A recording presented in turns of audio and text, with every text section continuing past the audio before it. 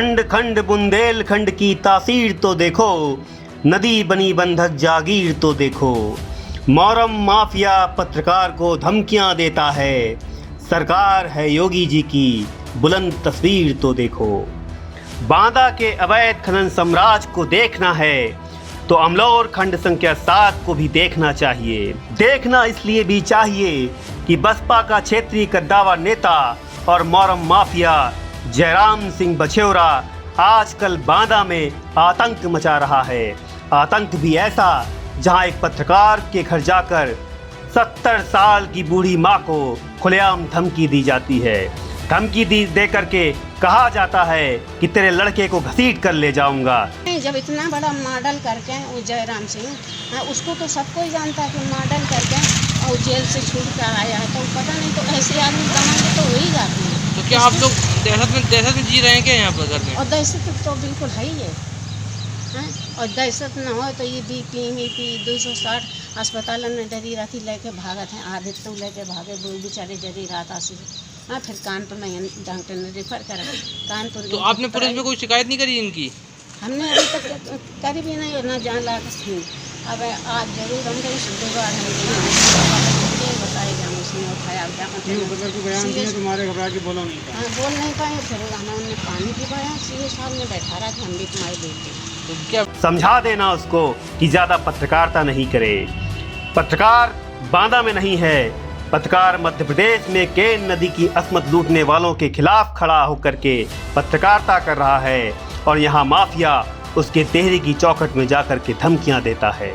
धमकियां सिर्फ इसलिए कि पत्रकार ने अपनी कलम से सौदा नहीं किया, उन शब्दों को उठाया, उन आवाज़ों को उठाया जो हर पत्रकार को उठानी चाहिए बुंदेलखंड के लिए और देश के लिए।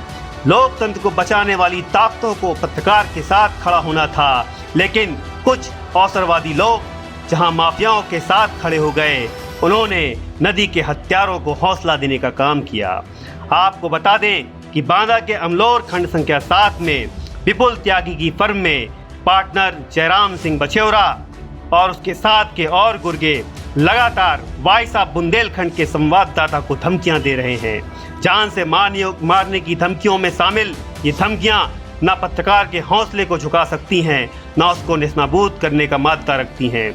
लेकिन सवाल ये उठता है कि लोकतंत्र में जब पत्रकार को ही धमकियां दी जाने लगेंगी तो सरकार के लिए हथियार की तरह खड़े, बचाव की मुद्रा की तरह खड़े ये पत्रकार कैसे इन माफियाओं से लड़ेंगे।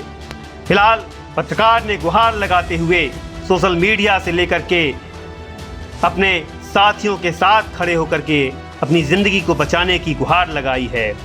आज क्षेत्र की सामाजिक कार्यकर्ता ऊषा निषाद ने अपनी महिलाओं के साथ में बांदा डीएम, सिटी मजिस्ट्रेट और अपर एसपी को ज्ञापन देकर के माफिया के खिलाफ कार्रवाई की मांग की है।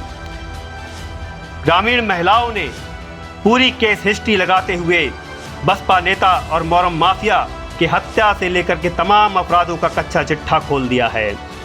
उन्होंने सवाल किया है कि एक अदनी सी पगार और अदनी सी संपत्ति का मालिक आज करोड़ों की प्रॉपर्टी का स्वामी कैसे हो गया, इसकी जांच होनी चाहिए। क्या तत्कालीन एसपी सिद्धार्थ शंकर मीना की तर्ज पर मौजूदा वर्तमान एसपी इस बालू माफिया पर कार्रवाई करेंगे? देखना यह है कि क्या नदी के नदीखोरों पर कार्रवाई होती है या नहीं होती है। फिलहाल पत्रकार के साथ देश के तमाम युवा साथी खड़े हैं और देश के वरिष्ठ पत्रकारों ने ट्विटर पर ट्वीट करके सरकार से सवाल पूछे हैं कि क्या प्रतापगढ़ के पत्रकार की हत्या की तर्ज पर बुंदेलखंड के बांदा का एक और पत्रकार सरकार की सूली पर चढ़ाया जाएगा? क्या पत्रकार को सुकरात बनकर जहर का प्याला पीना पड़ेगा? क्या पत्रकार इन माफियाओं के बिस्तर में लेट करके अपनी कलम को आवाज देगा? अगर नहीं लेटेगा तो क्या उसको जान से मारने की धमकियां दी जाएंगी? धमकियां भी सिर्फ इसलिए कि क्या पत्रकार पत्रकारिता करना छोड़ करके हरिद्वार में जाकर के सन्यासी हो जाए, सन्यास ले ले और अपने मोक्ष की कामना में तल्लीन रहे। वो आवाज़ न लिखे सत्य की, वो आवाज़ न लिखे मजलूम की, वो आवाज़ न लिखे गरीब की, और वो आवाज़ न बने नदी की।